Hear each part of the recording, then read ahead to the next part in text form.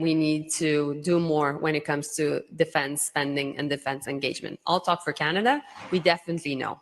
And that's why we came up with a new defense policy. That's why we're speeding up our investments. That's why also we've talked to the Americans about the fact that we need to make sure that their supply chains, even in the defense industries, are able to provide the equipment we've been ordering and that we'll continue to order from them. On my side, my preoccupation is, of course, Euro-Atlantic security, but also working, and I'm talking about Denmark and other Nordic countries, it's about the protection of the Arctic. And the fact that fundamentally right now, China and Russia are working together, and there is now military cooperation and exercises happening in the Arctic, and we need to do more. And so this is a conversation I've had personally with Marco Rubio on this issue. This is a conversation I've had with your foreign minister, who's a good friend, Lars, and I know that Prime Minister Trudeau has had with Mette Frederiksen as well. Yep. Thank you. First of all, thank you very much for having this. My name is Sho Kawakita with Kyoto News, Japanese News Wire Service. I have two questions, if I may. One is, you just mentioned the just and the lasting peace. And I'm just back from the panel discussion attended by Japanese Foreign Minister. He also stressed the need to achieve the just and lasting peace. But I'm not so sure about the definition of just and peace. What is just, and how can we achieve the lasting peace? That's my first question. And second one is about China. You just mentioned the cooperation between China and Russia. And I understand that there is an ongoing discussion in Washington about the China's role and position. Some say China is has already become an official member of the Axis along with Russia and North Korea. And the others say that China is not, China is different from Russia. China is in the middle, and China has some roles to play. So what is your take on this, and what kind of role do you think China could play? Thank you. Thank you. For your first question, and I think it will be, you know, I'll read just the sentence that is written, and I think it will answer some of your questions as well. It's written, the G7 members discuss Russia's devastating war in Ukraine. And then we go on saying they underscored their commitment to work together to help to achieve a durable peace and a strong and prosperous Ukraine, and reaffirm the need to develop robust security guarantees to ensure the war will not begin again. So the question of security guarantees is written and is all agreed upon. First. Second, being a Pacific nation, Canada, and understanding the reality of Japan, what is clearly stated from all the G7 foreign ministers is that there's a connection between the Euro-Atlantic security and the Indo-Pacific one. Because, of course, of the DPRK's support to Russia's invasion of Ukraine, because also of China supporting as well Russia through sanctioned invasion. And to that we add also Iran, who is providing also military equipment. Our delegation arrived to Munich with another mood. Now we have much more better mood and more confidence. We are not alone. I remember very well when we arrived with the president directly from Mariupol 3 years ago to attend conference. At that period, all Ukrainian warnings had been ignored. This time, my point of view, we have hope. We have hope, and we do really could talk about European moment, and decisive moment for Ukraine. There is no doubt that the only way to achieve long-lasting, just peace for Ukraine is the concept peace through strength. And Ukraine has a recipe how to achieve this peace. It is important not manipulate with the term deal, peace. we are talking about just comprehensive, long-lasting peace, not the absence of war. We should not repeat the mistakes of Munich, which happened 87 years ago. And we will never accept this. No decisions without Ukraine, nothing about Ukraine without Ukraine, and also nothing about Europe without Europe. It seems to me it's also a time for Europe to demonstrate strength. I have to say, you sound a bit more confident, actually, than what I heard from Zelensky this morning, who did not seem all that confident that it would indeed so many be. Developments, so many news, but as I mentioned, we are in a much more better mood. Okay. We are returning back. I'd like to turn to General Kellogg now. You have just said in the past couple of hours that Europe won't even be at the table in any peace talks. Well, you define at the table. How should it work? How should it work? How should it work if they're not there? Because Trump has said Europe needs to own this. Well, I think when you say Europe needs to own it and at the table, what I've defined as, when I say what my definition of at the table, when you're actually sitting down there, you don't, to me, it doesn't mean the interests are not taken part of it. They're not considered, they're not used, they're not developed. That means at the table. You have an ability in, have input. But when you got when you've got those three, really two engaged partners with, you got Russia and you got Ukraine fighting right now, and President Trump coming in is differently to basically be, for lack of a better term, however you want to use it in the English language, like an interlocutor or mediator. But he's going to think that he's going to do this alone is wrong. We've never said, that. It's all a definition of terms. When you say, and I think this is where I would challenge anybody out there. When you look at it, we've always said, when we talk about America first, we say America first has never been America alone. We've never said that. We've never said we're an isolationist or it's an isolationist policy. When you look at what Donald Trump has done, and I challenge people, I said, this war's been going on for 3 years. 3 years. Okay? Just 11 years, but we're talking 3 years with the Russian engagement, or when they engaged. When you look at that, this is what happened when you had a president of the United States said minimal intervention may be okay. Now, the definition of minimum intervention is considerably different than mine. But tell me here, this audience, since you shouted it out, what did Russia do when President Trump was president of the United States? He did nothing. Nothing. He did it under President Bush. He did it under President Obama. He did it under President Biden. He didn't do anything under President Trump. And we've always worked that way because he leveled the playing field to do that. And I think that's where you look back and you say to people, well, how is America going to do this? How is it going to work? When we say peace through strength, that is originally an American term. And he's looked at it the same way. And so we have had the model, President Trump's had the model, that once we come up with a peace arrangement, a peace deal, then we were going to work and making sure that that's enforceable. It's a good deal. It's a fair deal. Go back to what President Trump said in his UN General Assembly. And I'm going back on history because, remember what the famous poet said, George Santana said, if you forget a history, be prepared to repeat it. Well, we basically go back to the first UN General Assembly speech. President Trump talked about America first. That's all people remember. The second half of that speech was about national sovereignty. And he talked about the sovereignty of nations. And he said quite clearly in that, if a nation fights for its sovereignty, we will be with you. And he's done that. So this is where I said the challenge is, when you say things like that, you put it on the negative, and I put it on the positive. That's there.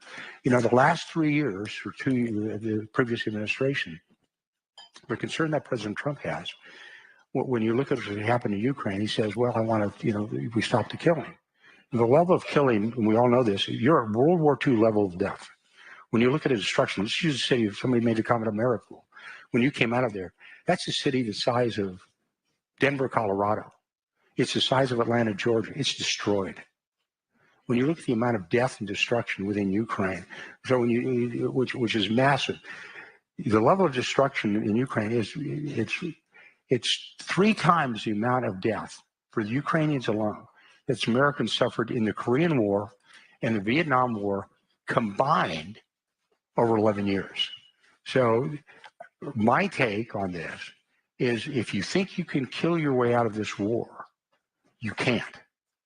Okay, it's not just killing alone. It's quite, you're going to have to have with a comprehensive plan, a plan that is work with the allies, working together, but it's going to be a comprehensive plan. I know, went over my time, and I got you on that one. It's okay. I'd like to get the response from the Polish foreign minister. You know, we heard this morning the NATO Secretary General basically say to Europe, stop complaining, make a plan. We understand that there will be a summit on Monday. Perhaps you can confirm that. What leverage do you have to get back in the game? What's your plan? Well, to convince President Putin to become more reasonable, we have to convince him that the price that he would have to pay would be unacceptable. This is a classic colonial war. They usually take a decade. Look at Vietnam, look at Algeria, look at Angola, Afghanistan. Shorter than that is a bonus. Russian economy is starting to suffer.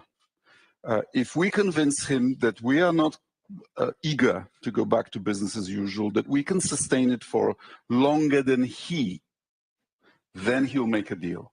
So our plan should be to stay the course, to continue supporting Ukraine and to support Ukraine in its defense for as long as Ukraine is willing to defend itself. Stay the course without the Americans, or?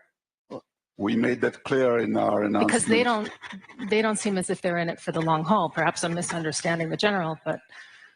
Well, I agree with the general that that if it could be ended quickly, of course, everybody wants peace. You know, Putin wants peace, but on his terms. The question is, how do you get to a deal that everybody can live with? And if it can be done faster, great. But in my mind, to get to it faster, you should prepare for the medium term. The first time I will disagree with Radek. Putin doesn't want peace. He wants war, because for him, war also is an instrument to control his society, to control his country and regions. If we are speaking about true reasons why he wants war. But if you capitulated, he would have peace, right? So he would prefer not to pay the price. I'd like to turn to the UK Foreign Secretary. I mean, the UK always likes to say that you have this special relationship with the United States. And through that lens, I'd like to ask you what your plan is right now. Follow Trump, try and build a bridge between the US and the EU, present your own plan. Let's step back for a moment. It was the US and the UK that 3 years ago presented the global community, because of our shared intelligence capability, with a fact that many in Europe said couldn't happen, wouldn't happen, that Putin was about to invade Ukraine. And I was in Ukraine the month before that invasion, and I remember looking at all the faces of those young men and women in Kyiv who had lost their lives, because this story begins back in 2014. Since then, combined as a transatlantic alliance, we have supplied Ukraine with the military capability, with the humanitarian capability, and the economic capability to fend off this war. And the bravery, the courage, the innovation in Ukraine, which often doesn't get talked about, the innovation in drone capability has been phenomenal, given that people said this would be over within a week. So that's what we've achieved. Today, there has been a conversation that our American friends have begun. It's talk about talks. There is no negotiated settlement.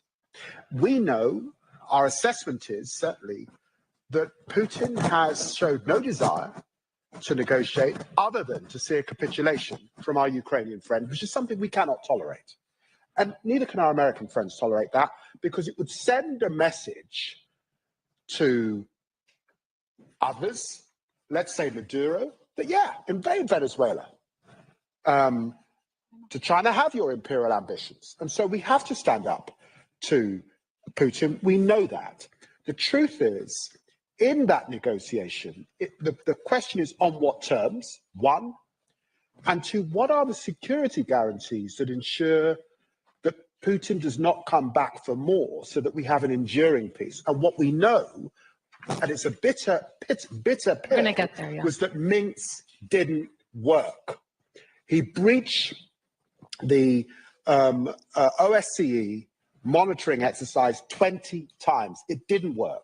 So something's got to be in its place this time that works, and that's why we believe an irreversible pathway to NATO is important to keep on the table. Minister Sakaliane, how do you see the first steps to providing Ukraine the security guarantees that it needs and that would also make you feel comfortable? I mean, Lithuania, everybody talks about how you are also in Putin's eyes quite closely. Well, first of all, are we talking about a European army going forward? What would you like to see in the short term, the medium term, the long term? Because Zelensky mentioned a European force this morning. I think that we are not starting from the most important moment. It's military muscle of Europe. You cannot guarantee security to anyone if you are not strong enough. And therefore, we have all been shaken a bit, I'd say, over the course of past 4 days. I came from Brussels to Munich, and in Brussels I saw a very interesting change in the room full of my colleagues in the course of 24 hours. When from this illusion that the United States are going to defend Europe, we came to a realization that we are going to defend ourselves with the help of the United States. And that's a bit different formula. And therefore, yes, we need to be in the room where negotiations will be, because we are going to bear the consequences as well, and we are going to be a part of it. But talks are just empty words if there is no money on the table. And we will have to put that money on the table now. We have debt of over 7 decades to the United States all over Europe. Okay, our region probably 3 decades because we were occupied before that. But nevertheless, United States paid for European security. This debt with interest came to our door right now, and we will have to deal with it if we want to help Ukraine. So security guarantees means that we have to have the capability to guarantee anything. Also to invest in Ukraine. Ukrainian defense industry and European defense industry and United States defense industry is a critical element of guarantee that Mr. Putin, after 2 to 3 years, or however long he will need, but let's not have illusion that it's going to be long, to finalize reform of his army, to continue the production of defense industry, well, in his case, aggression industry in his country, which is fast already.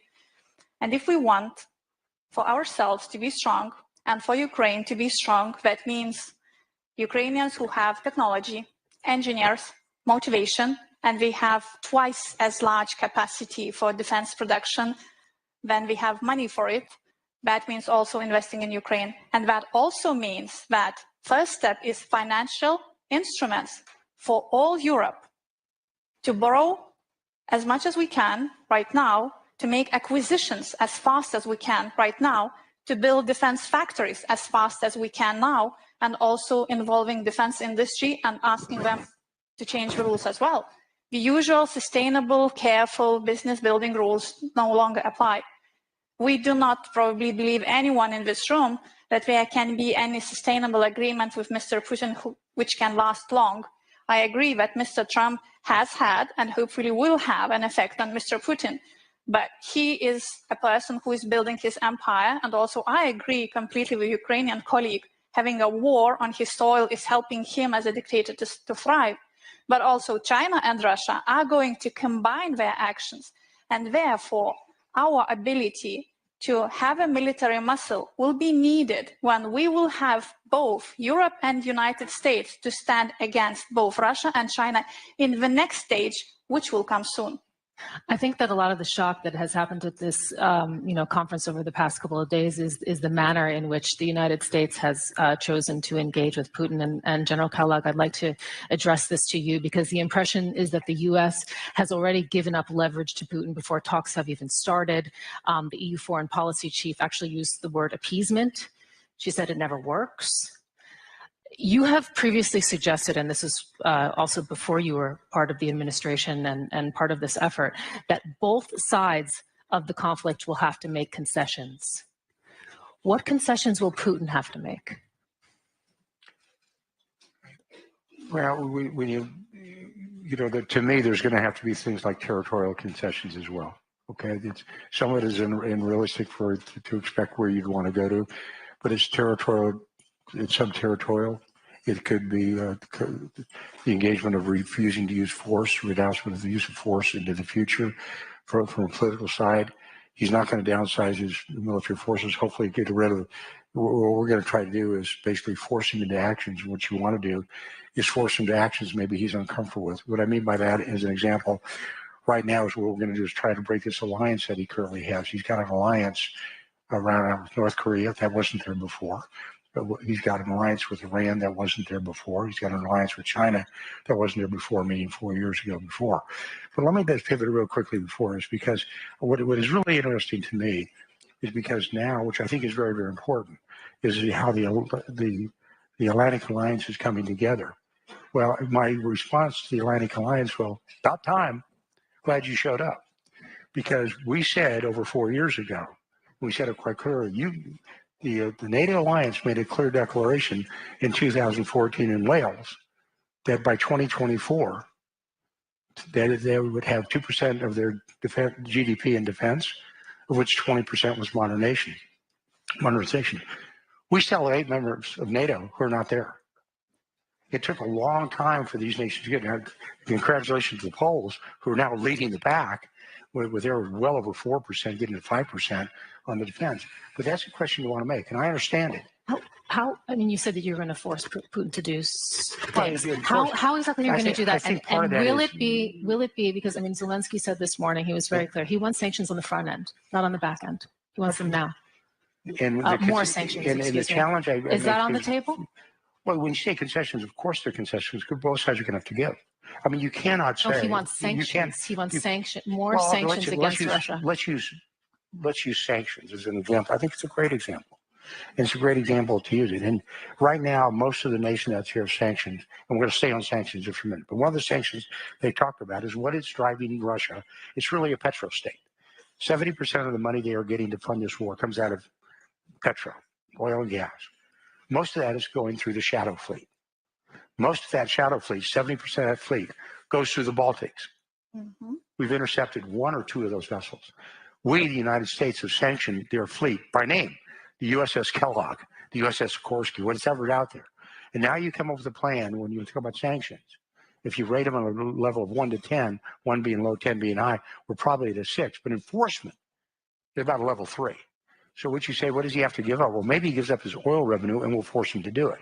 Because what you do is you start employing sanctions that break the economic back. We've done this before.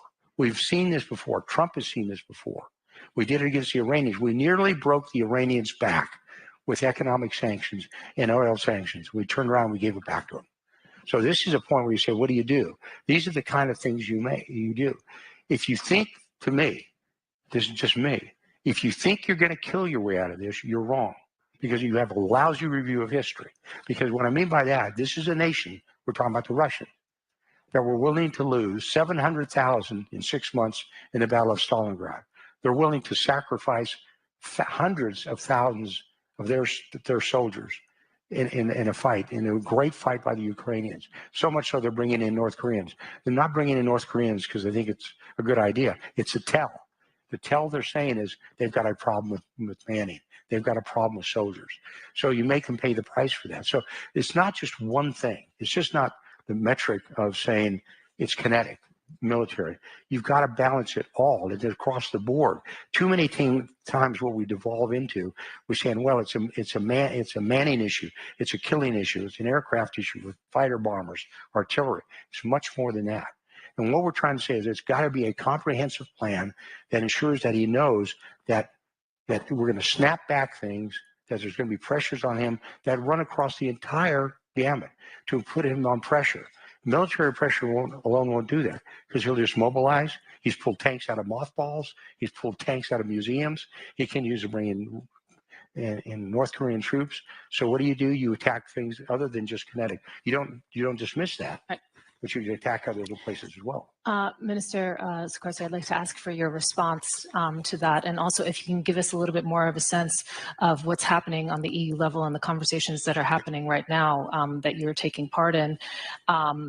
Because, you know, Zelensky saying that in addition to security guarantees from the United States, at least 200,000 European peacekeepers would be needed to prevent a new Russian attack after any ceasefire.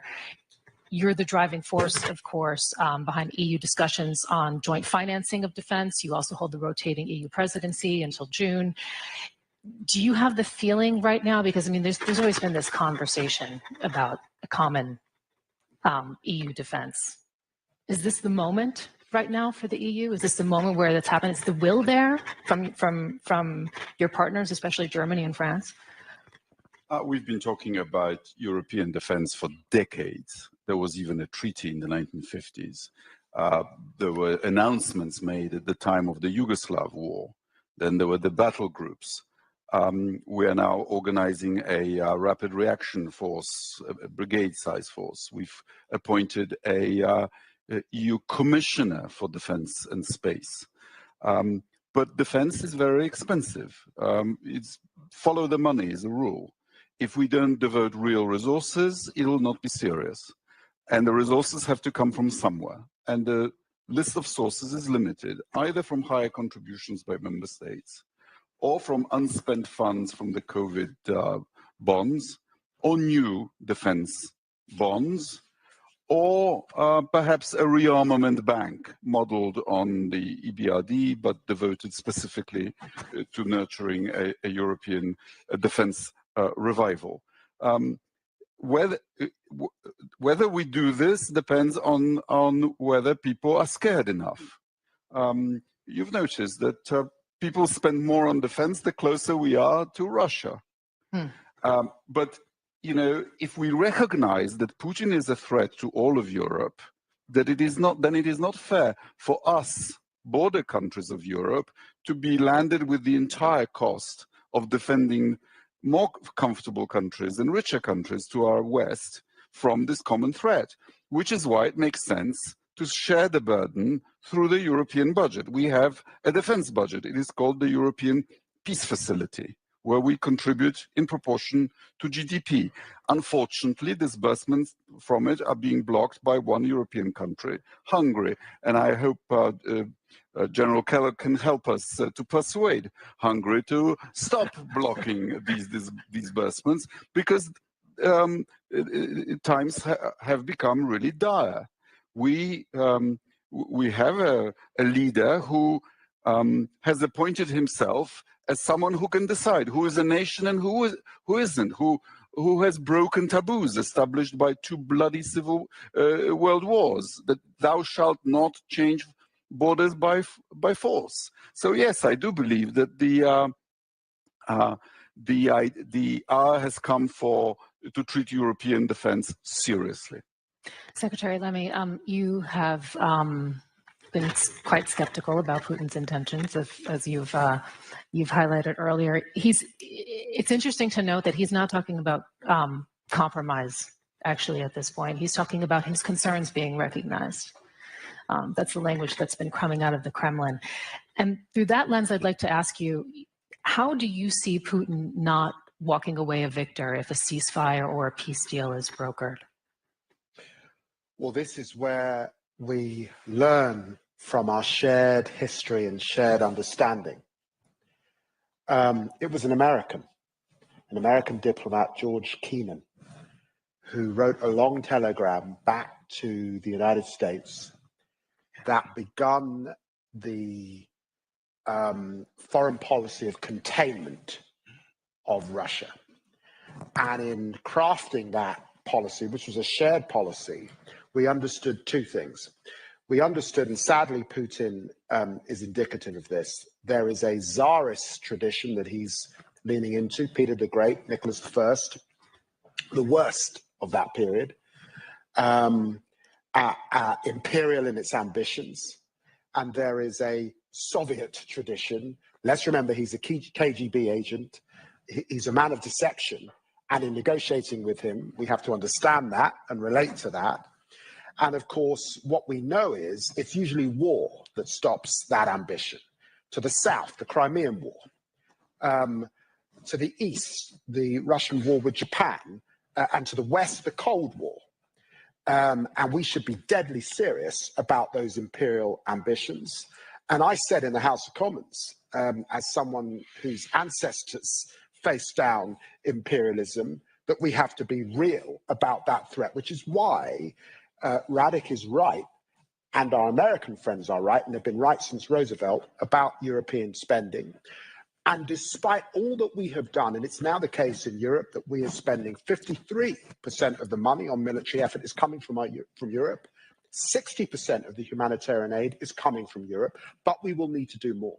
Because combined across our GDP, it's about 0.1%. We can do better and must do better over this next period if we are to face down Putin. And that's the basis on which we go into negotiations, understanding the sharp lens of history. We have just a few minutes left. I'm, of course, going to give you the last word. But first, I'd like to turn to the defense minister from Lithuania to give us your last final thoughts. And I mean, you know, your comment on how concerned are you that, you know, we might be looking at competing visions actually for what might happen in Ukraine? How concerned are you that, you know, about Ukraine's voice being heard in all of this? I'm actually mostly concerned about what we are going to do and how fast are we going to do that.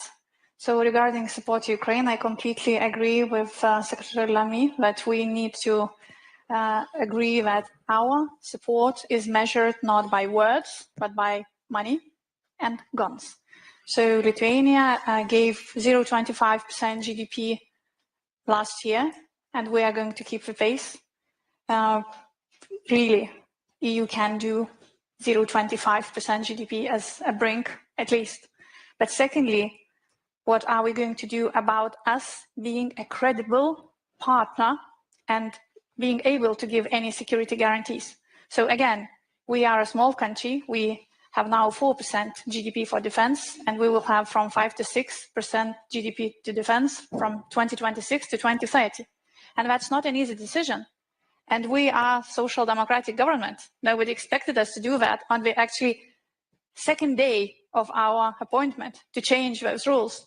But what we understand is that Mr. Putin is not going to change that the Tsarist and Soviet tradition, which I know on my family. I mean, I come from a family that was imprisoned, tortured, and murdered by Soviets. But at the same time, I understand that if we are absolutely and fully prepared for this imperialist war that Putin is planning to wage, then this is our only chance to avoid it. And that's what we need to do. And then we are able to help Ukraine. Otherwise, it's just talk. What do you think of all the talk we've heard on this panel? Interesting. Probably with most of the suggestions, ideas, I agree. But let me summarize. Transatlantic and Ukrainian security are indivisible. As never before, we need unity and strength. We have very simple recipe how to end this war this year to achieve just, comprehensive, long-lasting peace. Leadership of the United States. President Trump says, if strong America, if America is strong, peace is at peace. The world is in peace. So that's why our approach, active, proactive engagement of United States really could give new dynamics, and we do really believe in this, and we are ready to discuss deeply with our American partners how to proceed. We are looking forward for the visit of General Kellog to Ukraine, a very important visit. And what is important, and President Zelensky mentioned in today's speech, we should coordinate our positions before we will approach to Russia. Now about recipe, once again, leadership of the USA to raise the price for further aggression to Russia. sanctions, frozen assets, price of the oil. So we have these very effective instruments. And the last point, to strengthen Ukraine, to strengthen our position, and we are ready to keep our resistance. Thank you. That concludes the panel portion of this. We have an absolutely packed room, and we're going to have a microphone going around. So if you have a question, please do raise your hand. We will get to you. And I'm just going to look around the room. Tikhanovskaya, please. Svetlana Tikhanovskaya, Belarus. Today, President Zelensky said that the eastern borders of Europe must lay to the eastern border of Belarus as well.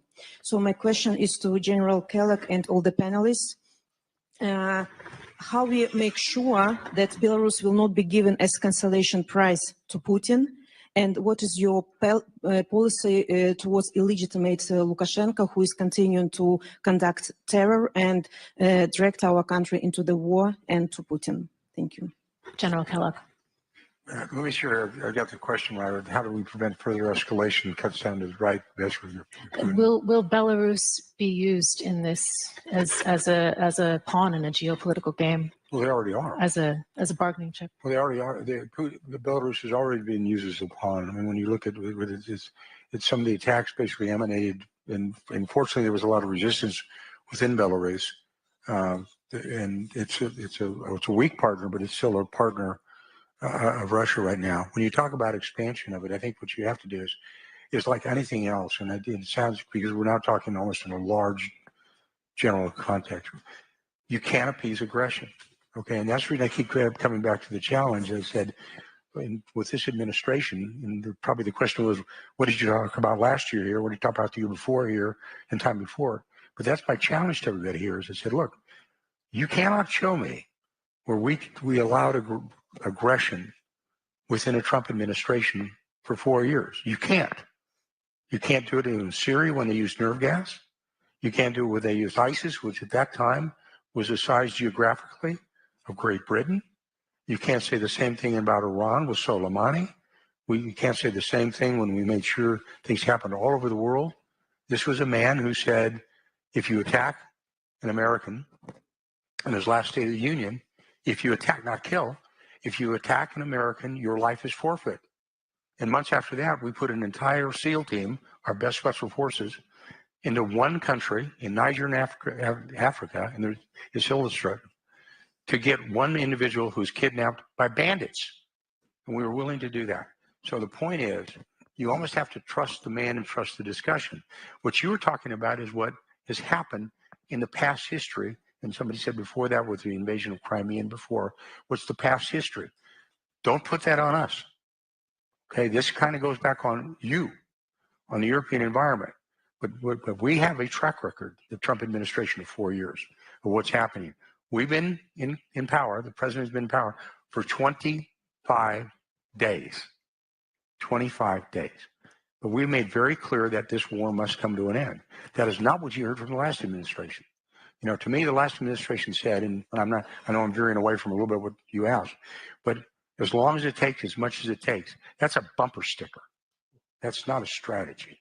At least come up with a strategy to do that.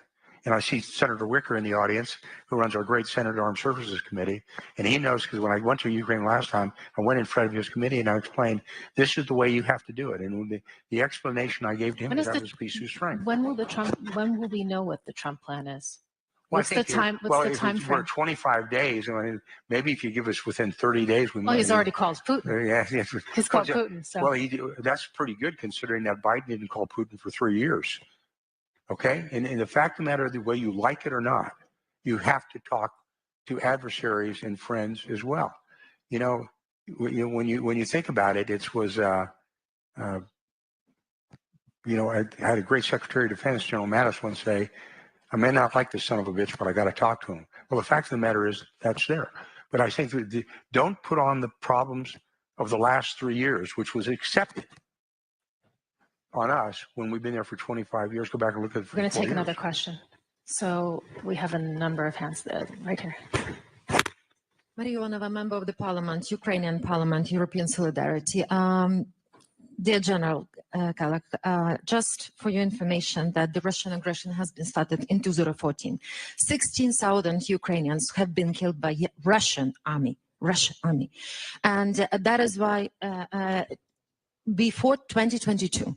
And that is why, of course, we really thanks for all the support you have done, but don't make Putin great again, because we see what is going on when in such messages detoxing Putin and detoxing North Korea, Iran, and all other authoritarian regime. So please make democracy great again. And here we are together with Europeans can make it together, because we are fighting for 11 years and we are ready to fight further together with Europeans and together with you. That is why my question is, your strategy is to stop the war or to win the war? Thank you. And can I just... Go ahead. Well, I think the question is, what does winning look like? And I think you have to ask that yourselves. This question, that's a Ukrainian question, because you're fighting for your survival. By the way, let's be totally honest about it. So the Ukrainians have fought valiantly. What you have done, the sacrifice we've made is incredible.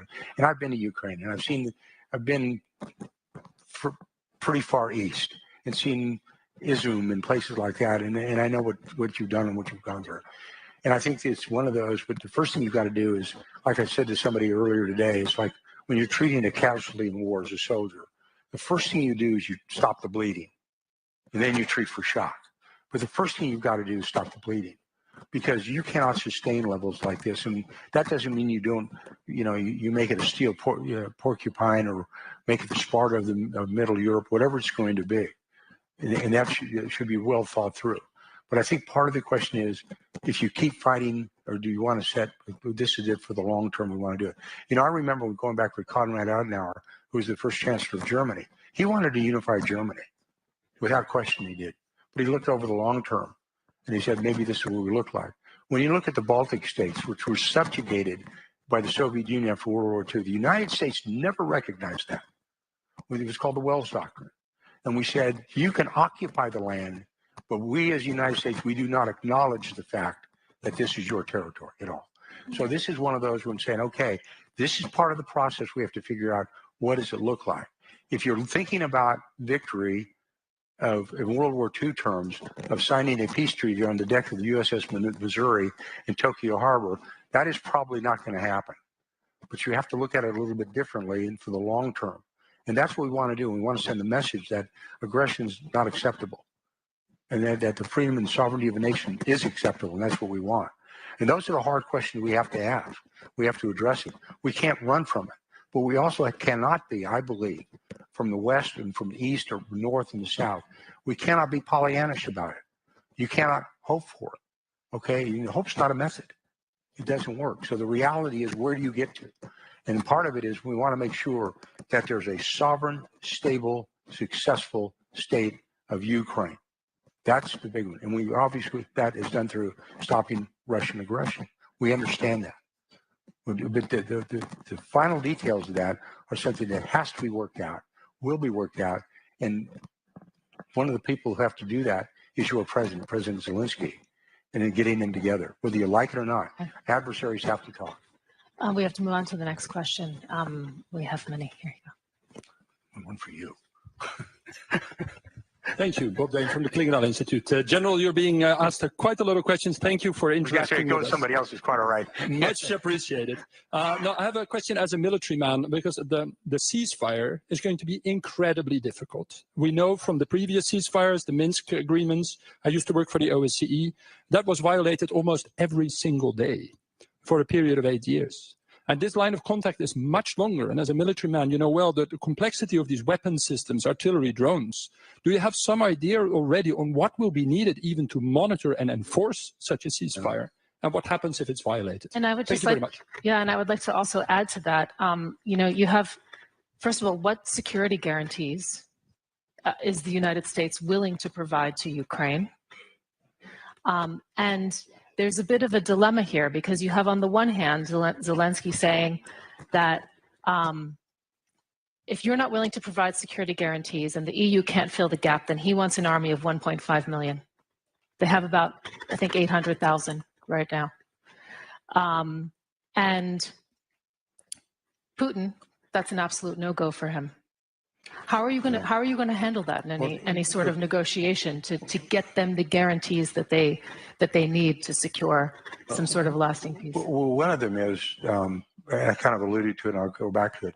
But the first is, to be very candid with you, I do not speak for the President of the United States. The President of the United States speaks for himself, okay? And I will not say that this is a decision of the United States.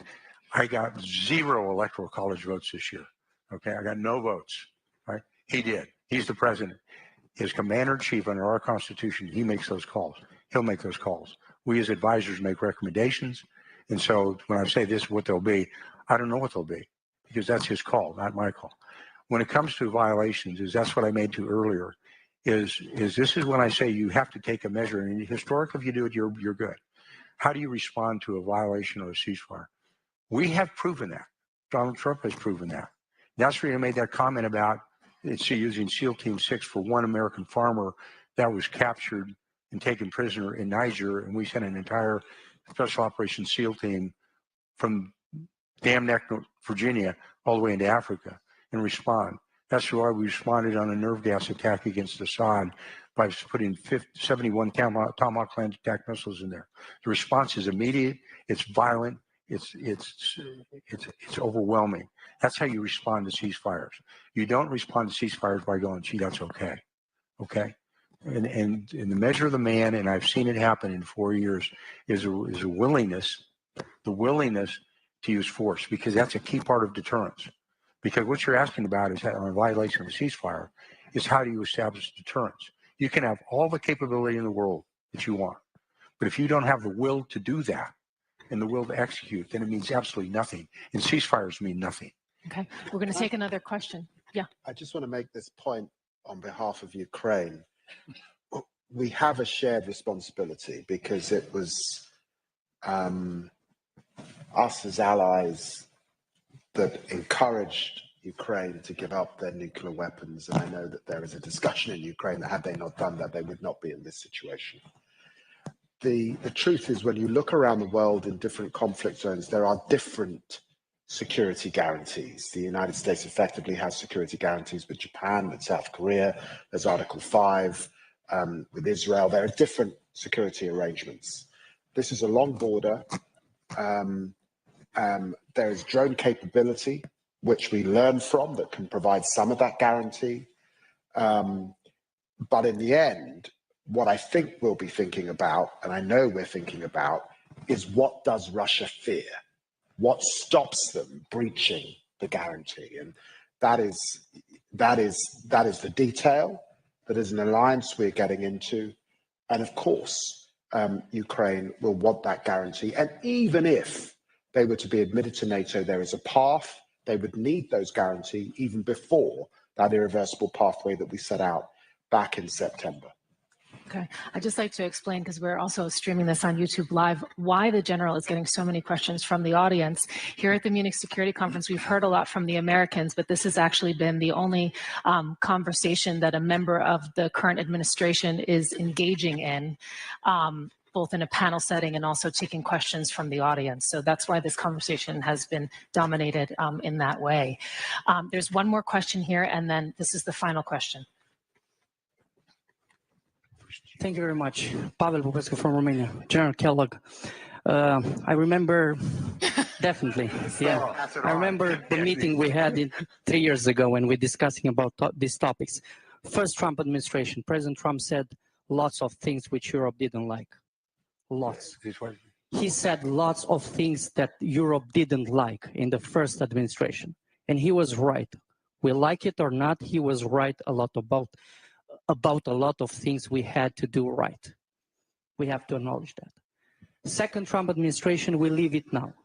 We see the same style, we see the same type of requests, but we see something that we've seen these days here. It's an elephant in the room. We see parallel with the same request like in the first Trump administration, some direct and non-direct signs in supporting right extreme parties in Europe, which, by the way, are voting in our parliaments against the defense spending. In my country, the presidential candidate, and I was the head of the National Security and Defense Committee, voting for the $6.5 billion spend of F-35s to defend my country first, and because of our strategic partnership. In my country, a candidate spoke against that contract, addressing people that this is a very bad thing to spend money on F-35s for our defense. My question is, how will you deal with this kind of narrative while you will try to convince Europe? And I agree, we should be convinced we should do more about that. And I'm a big fan of that. But how will you address this challenge while supporting the voices which got the vote because they don't want to spend money on defense? Well, Thank you very much. I think the, you know, very, you know, it's I think when you talk about issues like that, that's your issue, not our issue. It's sort of like it was happened today when, and I'll give you an example. It's a parallel issue. When I was asked about Ukrainian elections today, I said that's not my. They said that's the issue for the Ukrainian people. The same issue. That's the reason why, as a democracy, you get a chance to vote about it. You know, and it's one of those things where I think there's a cautionary note that one of our founders of our Constitution, Benjamin Franklin, was asked a question when he came out of our Constitutional Convention. He said, "Mr. Franklin, what have you given it? What have you given us?" And his response was, "A republic. You can keep it." So I think this is one of those, that's a question that you need to ask yourselves internally to every one of your nations. That's not a question you should ask the United States. Everybody's can chip in on the side. They do. We will. You will. But this is one that I think you have to answer yourself, not to me.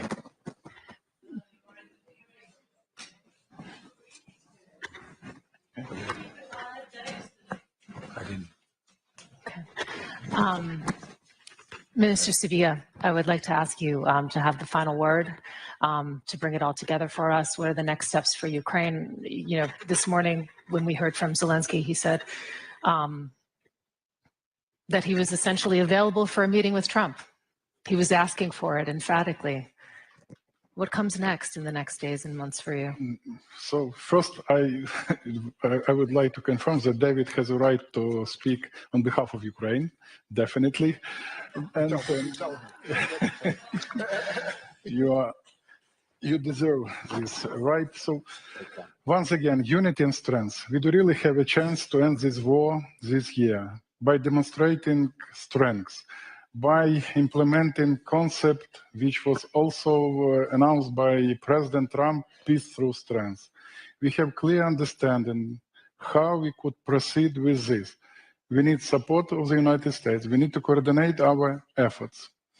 And probably to predict, to prevent such a situation when we were not aware about something about us. Nothing about Ukraine without Ukraine. We will never accept any initiative which was elaborated without us. We could not expect easy scenarios. How would your non-acceptance look? We know how to resist. You see, we prove this at the battlefield also. So we do really believe that we could get new dynamics in our peace efforts. And we are ready for this. Okay, thank you so much, everyone, for joining us for Peace Through Strength, the plan for Ukraine. This has been a conflict zone from the Munich Security Conference. Thank you so much for your time. Thank you so much, Foreign Minister. My pleasure. Yeah, really a pleasure to speak with you.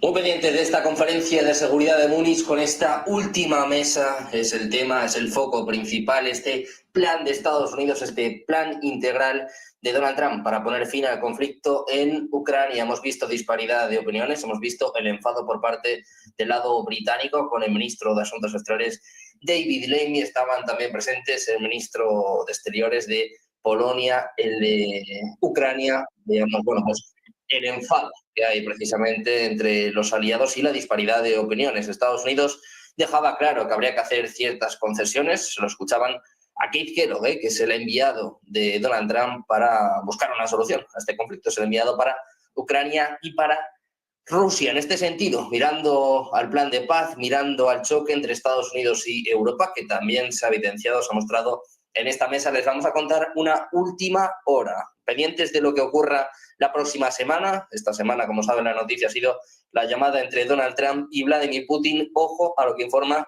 la agencia Bloomberg. Altos funcionarios de Estados Unidos y de Rusia se van a reunir en Arabia Saudí la próxima semana. Van a discutir, entre otros temas, un futuro encuentro entre sus presidentes Donald Trump y Vladimir Putin. La agencia Bloomberg dice que la delegación de Estados Unidos va a estar encabezada por el enviado especial para Oriente Medio, Steven Witkoff, y también el asesor de seguridad nacional, Michael Waltz. El tema principal de esta reunión va a ser el conflicto en Ucrania. Está previsto que asistan también representantes de Kiev. Por otra parte, no se prevé que la Unión Europea tenga delegados. Este informe surge tras las informaciones de que Trump y Putin iban a reunirse en Arabia Saudí, con Emiratos Árabes Unidos, una especulación que también ha alimentado el propio Donald Trump. La noticia en estos momentos, lo informa la agencia Bloomberg, es que funcionarios rusos encargados precisamente de llevar a cabo esta negociación, tanto de Rusia como de Estados Unidos, se van a reunir la próxima semana en Arabia Saudí. Es la noticia de alcance en estos momentos con, por cierto, una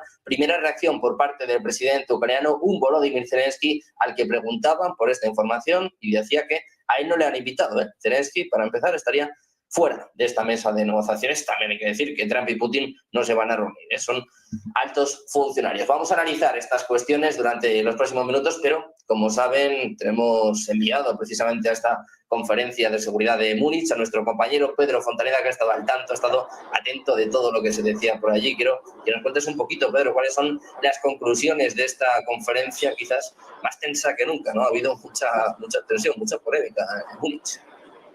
Mucha tensión, sobre todo Estados Unidos, Europa, parecen más separados que nunca. También las personas a las que hemos ido entrevistando nos lo contaban, que ven esa separación, bueno, mucho pesimismo, sobre todo hemos visto por aquí.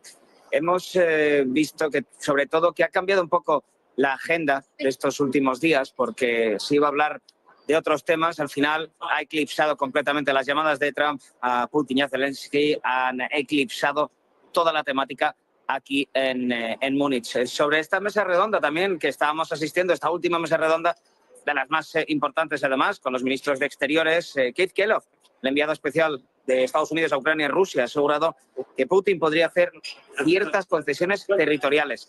Me parece que este es de los grandes titulares de esta mesa, porque podría entonces ceder algunos territorios que ha conquistado a la fuerza, puede ser. El enviado de Estados Unidos también ha definido un poco más la manera de ese America First de Trump. No es aislacionismo, ha dicho, y justamente por eso está poniendo las cartas sobre la mesa Trump y buscando un acuerdo de paz. Tiene un modelo, un acuerdo pacífico, un acuerdo de paz en el que trabajamos. Dice, si una nación lucha por su propia soberanía, estaremos a su lado. Lo decía como utilizando palabras del propio Donald Trump. También Sikorski, ministro de Exteriores polaco, también es miembro del Consejo de la Conferencia de Múnich, ha dicho que para convencer a Putin de que sea razonable tiene que entender que le va a salir más caro, que el precio que tendrá que pagar tiene que ser inaceptable para él si continúa la guerra. De hecho, la economía rusa, decía, ya sufre, tenemos que hacerle entender que puede perder mucho más de lo que puede ganar. En ese momento le ha cortado al ministro de Exteriores ucraniano. Ha sido interesante porque le ha debatido en ese momento, le ha dicho, oye, no estoy de acuerdo, Putin no quiere la paz, quiere la guerra, porque es un instrumento, ha dicho el titular de Exteriores ucraniano, dice que es un instrumento la guerra de Putin para controlar a la población. Volvemos a un debate que se ha intensificado estas semanas. El ministro ucraniano, Sibija, dice, tenemos una receta muy simple para poner fin a esta guerra, que es el liderazgo de Estados Unidos. Le vuelve a dar la mano a Estados Unidos, le vuelve a dar un poquito a la espalda a los europeos, algo que ha molestado. No digo ahora, digo toda esta última semana, algo que ha molestado muchísimo. Y sobre todo lo hemos visto aquí, Kaja Kallas, lo hemos visto por parte de Scholz, lo hemos visto por parte de todos los ministros de Exteriores y todos los primeros ministros de casi todos, prácticamente la totalidad de países europeos que estaban un poco diciendo, oye, nos estáis dejando de lado después de haber pagado, ayudado muchísimo económicamente a Ucrania, nos estáis dejando de lado, ahora parece que solamente Trump va a ser el encargado de todo. Vuelve a mirar más a Estados Unidos que a Europa y, eso sí, ha dicho la seguridad transatlántica y ucraniana son indivisibles, decía el titular de Exteriores ucraniano. Y al ser preguntado, al final, estábamos hace unos segundos, Kellog, el enviado de Estados Unidos a Ucrania y Rusia, por ese plan de paz, le han preguntado, oye, ¿cuándo estará listo? Ha dicho, bueno, es que Trump solo lleva 25 días en el poder, Sergio. Bueno, pues muy pendientes de este plan de paz, de este choque que hemos visto y que hemos analizado entre Estados Unidos y Europa, y sobre todo mirando ya esta noticia, esta reunión la próxima semana de representantes rusos y estadounidenses en Arabia Saudí. Se ve el miedo en Europa y también se ven avances en estas negociaciones entre Putin y Donald Trump. Muchísimas gracias. Devolvemos conexión.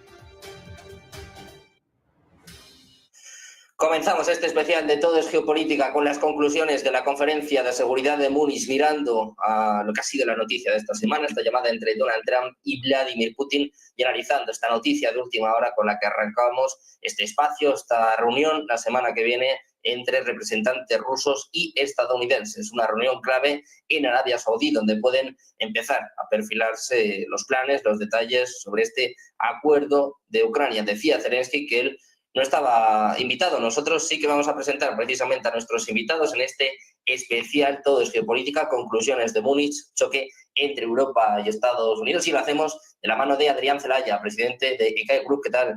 Muy buenas, Adrián, buenas tardes. Hola, ¿qué tal, Sergio? Encantado de estar con vosotros. Igualmente, encantados de tenerte por aquí. También contamos con Eduardo Irastorza, profesor en OBS Business School. ¿Qué tal? Muy buenas, Eduardo, buenas tardes. Muy buenas tardes, un saludo. Igualmente, encantados de contar contigo un día más, Eduardo, y también presentamos a Juan Antonio de Castro. Él es doctor en Economía y es funcionario de Naciones Unidas. ¿Qué tal? Muy buenas, Juan Antonio. Me parece que habíamos perdido el audio de Juan Antonio, enseguida lo recuperamos. ¿Os parece? Vamos ya al análisis. Empezamos por esta conferencia de Múnich. ¿Os parece, Juan Antonio? Creo que ya te has recuperado. Nos ha pasado lo mismo, es lo que tiene trabajar desde casa. ¿Qué te parece esta conferencia de Múnich? ¿Cuáles son tus conclusiones con este choque brutal entre Estados Unidos y Europa? Estas declaraciones de J.D. Vance que han desatado todo tipo de ampollas entre los líderes europeos, y esta última hora con la que empezábamos, esta reunión la semana que viene en Arabia Saudí entre altos funcionarios de Rusia y de Estados Unidos. ¿Estamos más cerca o más lejos del final del conflicto tras esta conferencia de Múnich? Bueno, yo creo que desde luego la noticia de la reunión de Arabia Saudí es buena, está en la línea de lo que todos esperábamos, que esta conversación telefónica famosa entre Trump y Putin iba a llevar a algo, ¿no? Me da la sensación, desde luego, hay tantas cosas que han ocurrido en la conferencia de Múnich que es difícil sintetizarlas. Es verdad que Vance ha llegado arrollando, dándole prácticamente las indicaciones a Europa de lo que tiene que hacer. En el fondo, lo que se nota a través de esto es que todavía llevan 25 días la nueva administración y sigue habiendo un cierto arreglo de cuentas en cuanto a lo que dijo la anterior administración y lo que dice esta. Vance llega realmente planteando a los europeos que tienen que acabar con el wokismo, que tienen que acabar con la falsa, con la desinformación, con todas las pegas que ha tenido ese wokismo y da una lección realmente muy, muy fuerte a todos.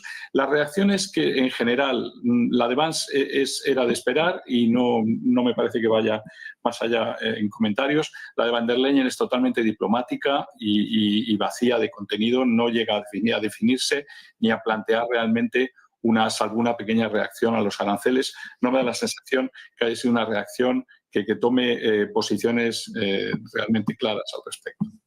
La de Zelensky es la única, pero es que es el que menos, en definitiva, está jugando en este momento, aunque nos parezca mentira. Todo se está jugando entre Estados Unidos y Rusia. Y el papel de Zelensky, lo que ha querido en esta vez en su intervención, pues ha querido realmente plantear que él también cuenta. Y ha planteado cosas muy gordas, muy graves, como a mí me parece muy grave lo que ha dicho Zelensky en cuanto a tratar de separar, de dividir a la alianza atlántica, en el sentido de decir, hay que hacer una especie de nueva OTAN europea. No lo ha dicho exactamente así, pero dice, bueno, pues si no nos acompañan, reforcémonos nosotros. Se plantea Zelensky realmente el objetivo de crearse y de constituirse en uno de los países más fuertes militarmente de Europa, cosa que nos deberíamos temerlo un poco, porque es lo que está diciendo, que Europa le dé los medios y la cantidad de dinero necesario para que puedan constituirse y frenar a la famosa Rusia, que según él se va a seguir apretando y atacando a todas partes, ¿no? Me da la sensación de... Y luego hay una cosa en la que todos coinciden, me ha hecho gracia, porque coincide Vance, coincide Rutten, coincide Van der Leyen y coincide Zelensky, que la cuenta la pague Europa. Así lo han dicho los cuatro. En definitiva, los cuatro dicen que ahora le toca a Europa pagar, le toca a Europa militarizarse, le toca a Europa pagar los platos rotos, mientras que Estados Unidos recoge beneficios recaudando los 500.000 millones de tierras raras y demás metales, todo el otro estudio que ya ha realizado en acuerdo con Zelensky en estos últimos años. Me da la sensación, así de entrada, en esta primera intervención, decir que creo que vamos hacia que el plan no ha cambiado, que Múnich me da la sensación que no ha cambiado esencialmente las cosas, que hay una cierta ruptura con Europa, pero que no me la acabo de creer, que Europa es más bien débil y que le es muy difícil a Europa recuperar la credibilidad frente a lo que se avecina, que es la reunión de Arabia Saudí y una auténtica oposición y negociación bilateral entre Estados Unidos y Putin, entre Trump y Putin. Bueno, pues sí, como bien nos está contando, como bien está analizando Antonio, hay muchos temas que debatir en torno a esta conferencia de Múnich. Es cierto que la llamada de Trump y Putin han opacado esta reunión. Es cierto que además J.D. Vance ha sido el protagonista y que para terminar, pues justo ha tenido lugar esta noticia, esta información que habla de una reunión la semana que viene en Arabia Saudí entre funcionarios rusos y estadounidenses. Se puede decir que Putin y Trump no estaban en esta cumbre, pero han sido los protagonistas. El otro ha sido J.D. Vance. ¿Cómo deja esto a Europa, Eduardo? ¿En qué posición se queda? Porque vimos ayer la indignación, sobre todo por parte de funcionarios alemanes, vimos a Scholz, vimos también la reacción por parte de Pistorius, hemos visto todos la cara de Kaja Kallas, de Ursula von der Leyen. Esta conferencia ha servido para reflejar precisamente lo que comentaba ahora Juan Antonio, la debilidad de Europa al momento de crisis total, este choque además con Estados Unidos que nos pone en una posición más complicada, entiendo, ¿no? Yo empezaría por cuestionar la mayor, ¿no? Que es la conferencia de Múnich. Más bien ha sido un diktat de Estados Unidos señalando por dónde se van a mover las cosas. Y al que no le guste, pues que se eche a un lado. Él va a seguir su plan hablando con los mayores, hablando con Putin, hablando con Xi Jinping, hablando con realmente los que considera sus verdaderos interlocutores en el nuevo mundo que se está creando. En ese sentido ha quedado muy claro el mensaje no de America First, sino de America Only. Es un planteamiento y ha añadido un tirón de orejas muy fuerte a Europa, ¿no? Además, un tirón de orejas que tienen que encajar a Europa porque, lógicamente, nada ha cambiado en Europa en los últimos años. Están los mismos que han seguido la política que Trump denuncia, ¿no? De falta de libertades, de inmigración descontrolada, de un montón de temas. Europa no puede cambiar de un día para otro, ¿no? De ahí que se hayan hecho gestos como esa entrevista con la líder de la Alianza por Alemania, ¿no?, de la ADF, que ha suscitado muchísimas críticas en Europa porque parece una intervención de Estados Unidos en lo que es el juego electoral europeo. Europa está muy dividida, eso sí estoy completamente de acuerdo, y también yo creo que estamos a las puertas del fin de la OTAN. La OTAN se creó para acabar con Rusia y Rusia ahora mismo no es el enemigo de Putin, sino al contrario, es un frente que quiere dejar despejado para concentrarse en su principal rival, que es China. Bueno, se nos ha quedado cara de póker, ¿no? Yo creo que esta conferencia de Múnich recuerda un poco a la conferencia de Múnich que precedió a la Segunda Guerra Mundial, en donde, bueno, alguien se salió con sus intenciones y dijo al resto lo que había que hacer. Y en esa línea lo hemos visto. Esto es lo primero que quería señalar. Adrián, pues te quiero preguntar a ti cuáles son un poco tus conclusiones. Siempre se habla de ganadores y vencedores. Si decimos que Trump y Putin han sido ganadores de esta conferencia y que los perdedores han sido los líderes europeos, ¿estaríamos en lo cierto? Sí, aunque no sé si diría estrictamente la conferencia, porque la conferencia podemos considerar que ha sido una especie de resaca del impacto tremendo de esa reunión entre Putin y Trump, ¿no? Una resaca en la que, por un lado, nos hemos encontrado con una posición muy firme de los representantes de Estados Unidos, con una presentación por parte del vicepresidente Vance impresionante, que en principio no tenía relación con los temas de la conferencia. Entonces siempre queda la duda de si tenía un objetivo un poco de despistar los temas, de desviar el tema en otra dirección, pero que en sí misma fue una exposición magistral de algo que yo diría que cientos de millones de europeos piensan sobre cuál es la situación actual de Europa, pero que está fuera de los cauces de comunicación y de información oficiales, y que Vance expuso de una forma magistral en su presentación, ¿no?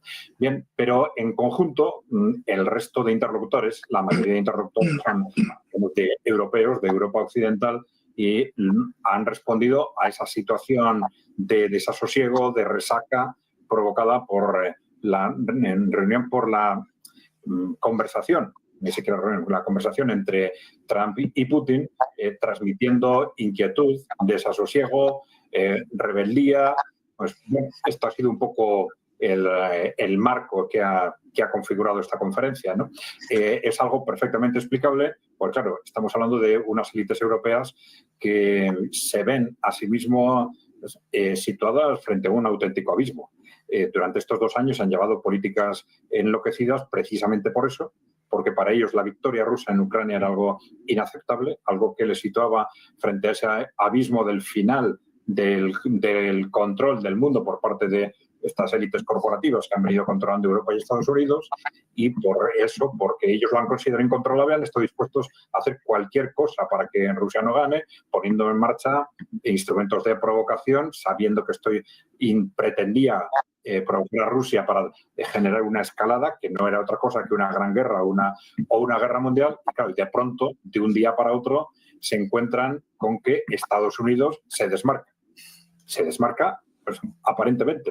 Esto, evidentemente estamos hablando de un tema tan trascendental, de una importancia histórica para Europa y también para Estados Unidos, y entonces hay que prever que puede pasar de todo. Puede pasar de todo dentro de Estados Unidos, en Europa, podemos encontrarnos con provocaciones, atentados, ataques de falsa bandera, de todo para descarrilar ese proceso que Donald Trump ha abierto, ¿no? Bien, pero de cualquier forma, si se consiga o no descarrilar, es evidente que esto ha generado un auténtico shock en las élites europeas, y que eso no quiere decir, yo no estaría muy seguro de que se vayan a plegar fácilmente. Es decir, aunque sí es cierto que están acostumbradas a obedecer al que manda Estados Unidos, pero ahora se están jugando su propio futuro. Yo tengo más la sensación de que por lo menos en una primera fase van a intentar a toda costa atrincherarse, ¿eh? Lamentablemente vamos a tener seguramente una fricción tremenda, una auténtica convulsión política provocada no solo por el proceso con respecto a la guerra de Ucrania, sino porque ya distintas tendencias políticas están peleando, están combatiendo por el futuro de Europa, cada vez cuestionando a los partidos tradicionales, cada vez de una forma más clara. Esto va a ser un ingrediente añadido, evidentemente, pero yo tengo la sensación de que esas élites europeas políticas y corporativas que están detrás de ellas se van a atrincherar durante meses y probablemente años, ¿no? Bueno, pues veremos qué reflexión hay en Europa después de esta cumbre, después también esta llamada entre Donald Trump y Vladimir Putin. Nosotros vamos a seguir sumando voces a este espacio y contamos con Enrique Calvet Chambón, economista y es miembro del Parlamento Europeo, que se suma con nosotros a esta charla geopolítica. ¿Qué tal? Muy buenas, Enrique, buenas tardes.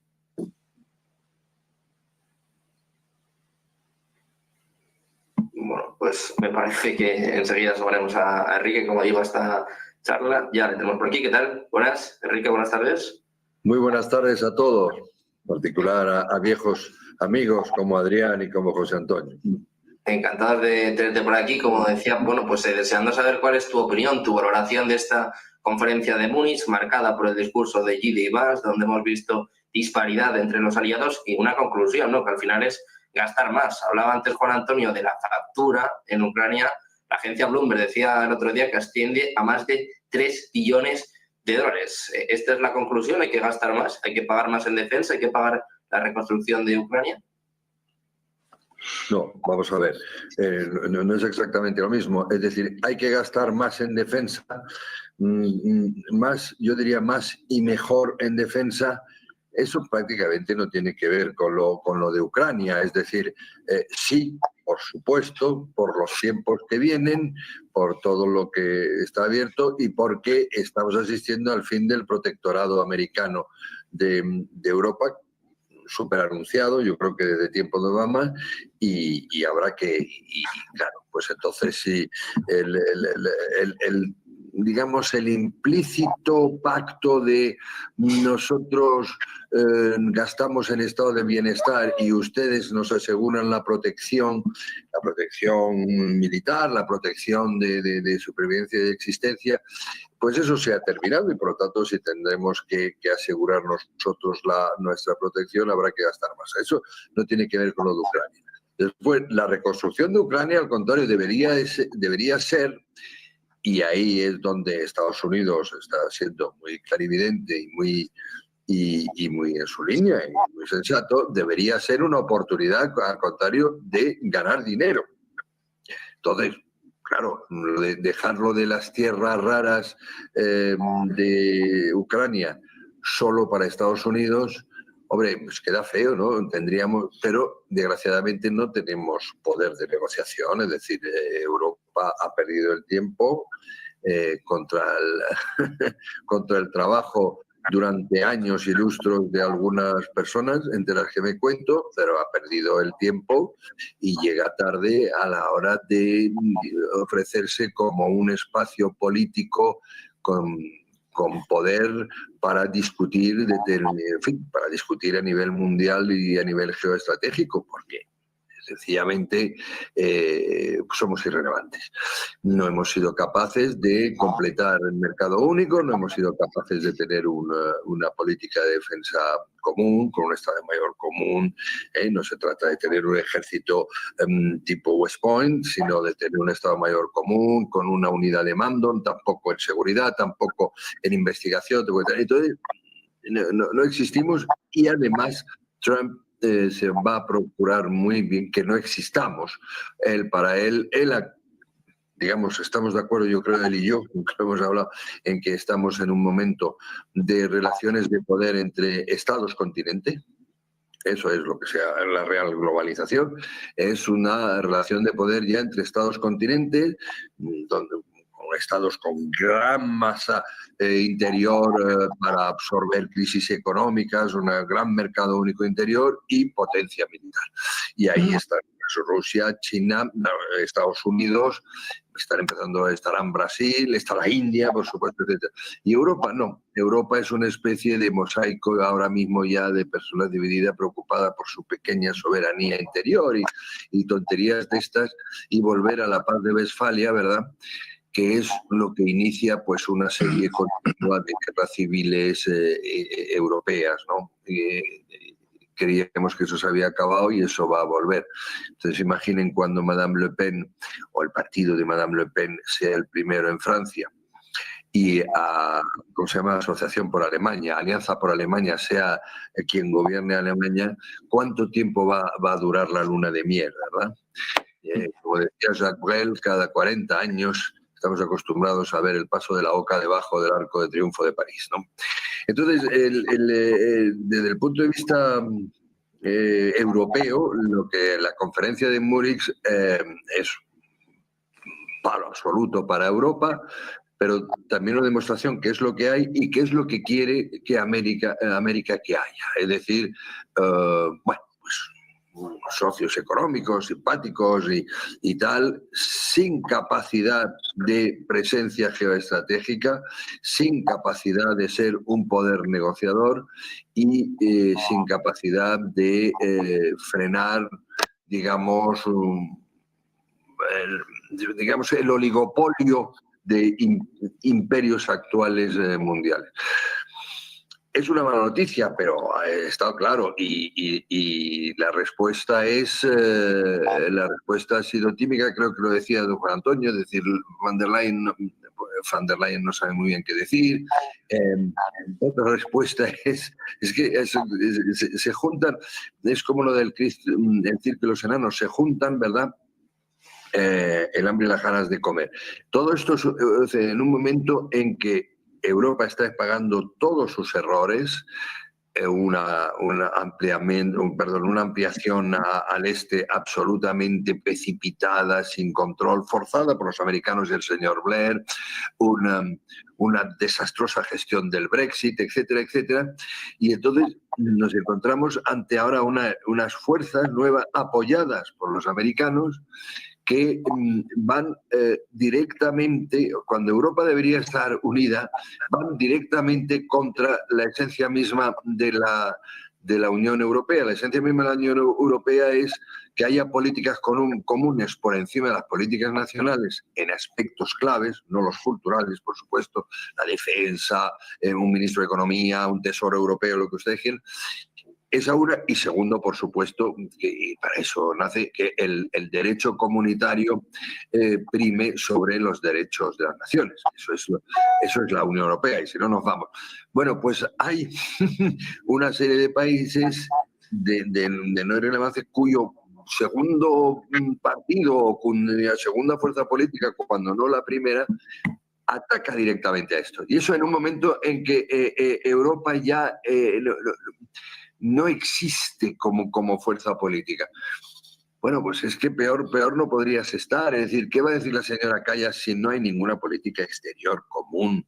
No hay ninguna. ¿Qué va a decir Nelly cuando lo que viene aquí el señor Orbán ha venido a España a decir? No, es que Bruselas tiene la culpa de todo. Bruselas no se está hundiendo Europa. Pero señor Orbán, es que Bruselas es usted. Y si usted no quiere estar en la UE, pues váyase. Pero usted lo que no puede es decir, yo estoy en la UE, pero la UE lo que está es machacándome. Bueno, ¿y por qué? ¿Quién la OEA? Que le dan muchísimos millones. Chico, eso no es configurar una unidad política para el bienestar, la mayor libertad y la mayor seguridad y la mayor independencia de tus gobernados como patriota. Y tus gobernados son europeos y los europeos. Entonces, una vez más, de esta conferencia de Múnich, que ha sido revestir muchas cosas y sobre todo darle importancia a la intervención, hay que oír esos 19 minutos del señor Vance, ha sido una vez más porque lo de Ucrania se va a decidir, como en los viejos tiempos, Molotov-Ribbentrop y estas cosas, se va a decidir entre los dos agentes y Europa no va a pintar nada. Dejen o no un embajador aparecer por ahí algún día, esto es una cosa entre Trump Putin, Rusia, Estados Unidos, como empieza en Arabia Saudí. Pero de paso en esta conferencia se han cargado un poquito más en la Unión Europea. No Europa, la Unión Europea, como constructo político que se supone iba a ser una potencia mundial. Bueno, pues estas son las conclusiones de esta conferencia de Múnich, malas, como bien nos está diciendo Enrique, para la Unión Europea, para Alemania, para la unidad incluso entre los aliados. ¿Os parece? Vamos a mirar ya lo que viene pues, precisamente esta próxima semana, esta reunión entre funcionarios rusos y estadounidenses. Decía Zelensky que todavía no hay acuerdo sobre estas tierras raras. Ayer, por cierto, el Washington Post decía que le presentaron una hoja a ciegas y que se negó a firmar. Vamos a ver cuánto aguanta Zelensky la presión, cuánto tiene que ver en esta negociación y, sobre todo, Juan Antonio, quiero saber qué esperas ya de Trump y Vladimir Putin. Si, como bien estaba diciendo Enrique, como bien se lleva comentando durante toda la semana, este va a ser un acuerdo de Rusia y de Estados Unidos y los demás van a tener que acatar. Dígase Zelensky, dígase Ucrania, dígase Europa o la OTAN. A ver, yo en el tema este de la guerra de Ucrania espero de Trump todo lo mejor. Pienso que ha llegado para pegar un choque al globalismo woke que nos tenía a todos hundidos. No tenemos que olvidar ese aspecto. Nos está liberando de una auténtica lacra que hemos tenido que soportar. Entonces, por ese lado, bien. Me preocupa muchísimo la postura de Europa y la que he escuchado en la conferencia de Múnich, una postura de Europa que quiere bloquear las posibilidades de paz porque ve que no tiene un hueco en la silla. Pero no tiene un hueco en la silla porque ha sido sierva absolutamente de lo que ha decidido Biden durante los 4 años anteriores. Y no tiene un hueco en la silla porque jamás se ha erigido, digamos, como una auténtica potencia europea con alguna palabra que decir un poco más fuerte que otra. Entonces, el peligro que tenemos ahora mayor es que estos viejos dirigentes europeos que poco a poco van a ir cayendo uno tras otro en esta vieja Europa que solo ha sabido ser sierva de Estados Unidos, pero que no ha tenido su propia voz y no ha defendido sus soberanías, el miedo que me da eso es que bloquee los intentos de paz. Y creo que hay intentos por parte del Reino Unido, puede haberlos por parte de Polonia, puede haberlos por parte de algunos países que no quieren dejar, dirigentes que no quieren caer del poder que tenían y de ese wokismo en el que han estado bien mecidos y bien cubiertos por Biden, la USAID y todas las demás agencias americanas y la administración anterior. Hay otra cosa que quería añadir y es que me parece absolutamente amoral las declaraciones que ha tenido Zelensky y Rutte, los dos. Los dos han mencionado que será estupendo que Europa se rearme, porque además no tenemos que olvidar, insisto, esto lo han dicho los dos, que las armas las vamos a comprar en Estados Unidos y que eso es un enorme dinero que le llega a los americanos. Pero ¿a qué nivel de amoralidad estamos escuchando en esta conferencia de Múnich que somos capaces de decir que esto va a ser un enorme negocio? El seguir la guerra, el mantenerla, el no escuchar las voces de la paz, esto va a ser un gran negocio, armarse, rearmarse, con la manía siempre de que nos va a atacar Rusia y nos va a invadir a toda Europa. Y luego finalmente me preocupa y me asombra el papel de segundo plano que está jugando el Reino Unido, o está realmente jugando algo por detrás, pero está callada. El Reino Unido está silencio, no se atreve, no tira por fuera de Europa ni por fuera de la Unión Europea, no está jugando el papel que debería jugar. Creo que tendremos respecto a la OTAN finalmente otra OTAN. No será la OTAN norteamericana, es una nueva OTAN en la que está Estados Unidos, pero Estados Unidos no va a soltar la OTAN. Mi opinión es que Estados Unidos va a seguir de manera figurante, acompañante, y dándole muy poca fuerza a lo que ha sido la antigua OTAN. Y luego tengamos muchísimo cuidado con las fuerzas ocultas todavía del wokismo y de Biden y de la antigua administración. Es la primera vez que veo senadores norteamericanos en la conferencia de Múnich declarando contra la política exterior y contra la propia presidencia de los Estados Unidos. Es bestial. Yo no lo había visto hasta ahora en conferencias internacionales meterse con la política exterior de un vicepresidente de Estados Unidos que viene. Todavía están en muchas instituciones, todavía están infiltrados en muchísimos lados y pueden hacer capotar este intento de paz que se está intentando fraguar entre Estados Unidos y Rusia. La mayor amenaza que tenemos ahora no es de que Rusia siga atacando, es de que Europa pague la posibilidad de la paz. Y para eso hay que callar a las viejas glorias, que lo mejor es que vayan callándose y aceptando que ha llegado una nueva era y que estamos en una época de soberanías. Bueno, pues en este sentido hemos visto, por ejemplo, al senador Lindsey Graham, que ha dejado bastantes perlitas en varias de estas mesas redondas. Hemos visto, bueno, pues también, como bien estaba contando ahora Juan Antonio, la posición de Reino Unido. Esta semana se hablaba de horror, se hablaba de que el propio David Lammy, al que veían hace escasos minutos en esta mesa redonda, el ministro de Asuntos Exteriores, zanjó una rueda de prensa que tenía junto a Mark Rutte en el momento en el que se conoció esta llamada. Decía que llamaba bastardos a los funcionarios estadounidenses para que se hagan una idea de cómo está la situación en la OTAN después del estupor mundial, ¿no?, del que muchos hablaban tras la llamada entre Trump y Vladimir Putin. Te quiero preguntar por esto, Eduardo, ¿qué esperas de la reunión de la próxima semana y, sobre todo, cómo se lo va a tomar Europa, cómo se lo va a tomar Ucrania, si vamos a ver, pues por ejemplo, más intentos de romper esta negociación como lo que pasó el pasado viernes, este ataque con un dron a la central de Chernobyl? ¿Podemos ver más sucesos de este tipo? Podemos ver más sucesos de este tipo, indiscutiblemente, ¿no? Es más, son de esperar. Zelensky, que si Europa ha pintado poco, Zelensky ya no digamos en esta conferencia, ha dado una de cal y una de arena.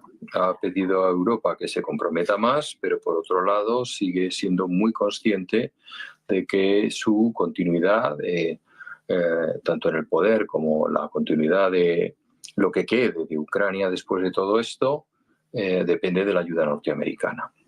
Estados Unidos, bueno, pues lo que está haciendo en esta conferencia es tratar de negociar, simplemente. Es así, va a ser una conferencia de negociación, no un diktat, como decía antes, que ha sido esto, ¿no? Una exposición y una llamada de atención con tirón de orejas, efectivamente, como ha dicho Juan Antonio, la cultura woke de la que hemos bebido durante los últimos 4 años con Biden, efectivamente.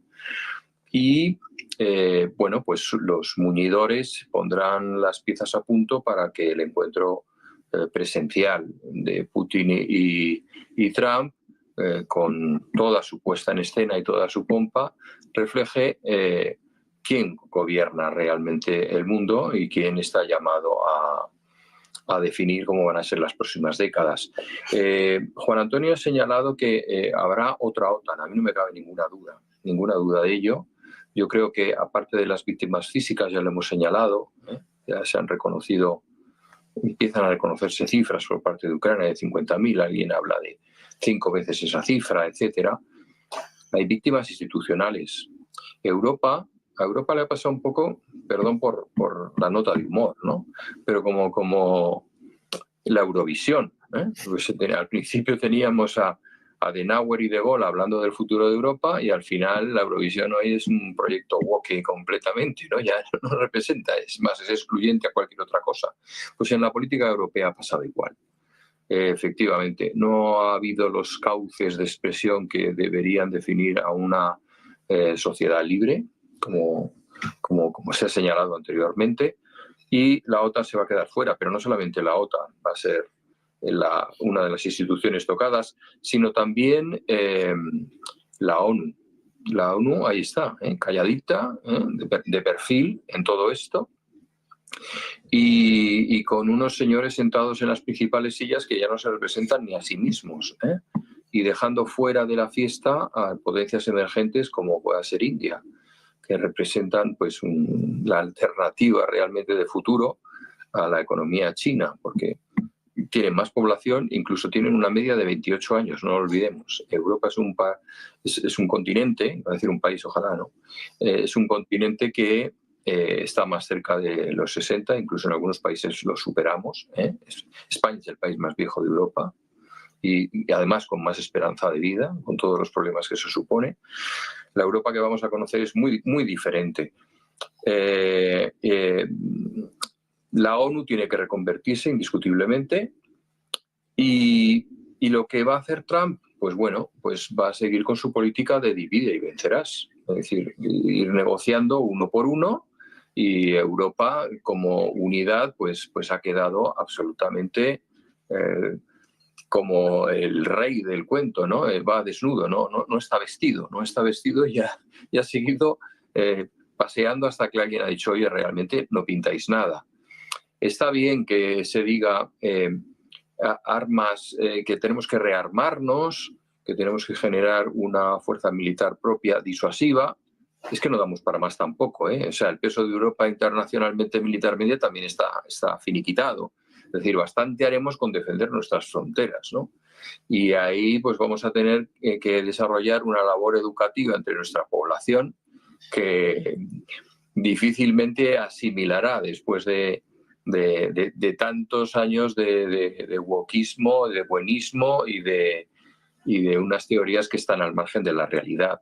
Europa ha seguido siendo eurocéntrica, juzgando a otros escenarios y en definitiva, lo que tiene por delante Europa, si quiere seguir en el juego, es seguir pagando y ofreciendo sus recursos a Ucrania, ¿no? No tiene otra alternativa. Los tiempos pueden definir un cambio en otra dirección que se entienda mejor con Trump. No me cabe duda de que sí. O sea, hay una verdadera ola en Europa de realismo ya por parte de la población que marca una distancia muy importante entre la población y la clase política que la representa, como no la ha habido. Y yo señalaría un comentario que se ha hecho antes, ¿no?, por don Enrique. Realmente lo que es tremendo es que Estados Unidos no tenga una política exterior, ¿no? Una política exterior homogénea, algo que ha tenido siempre, ¿no? Me parece que hay una política de partido, es una cosa sorprendente.